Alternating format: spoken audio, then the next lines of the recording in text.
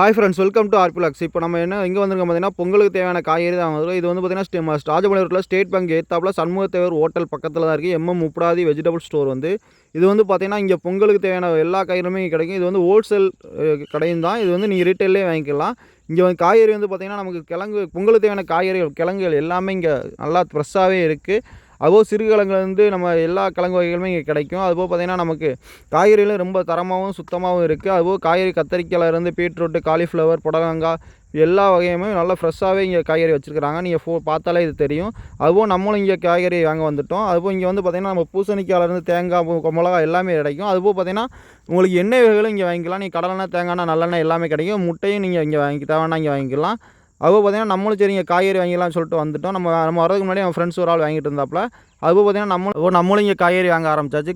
ஒரு கேரட் எடுத்து சாப்பிட்டு பார்த்தா செம்ம டேஸ்ட்டாக இருக்குது. அதனால் மறக்காமல் எல்லோரும் வெஜிடபிள் ஸ்டோரை விசிட் பண்ணுங்கள்.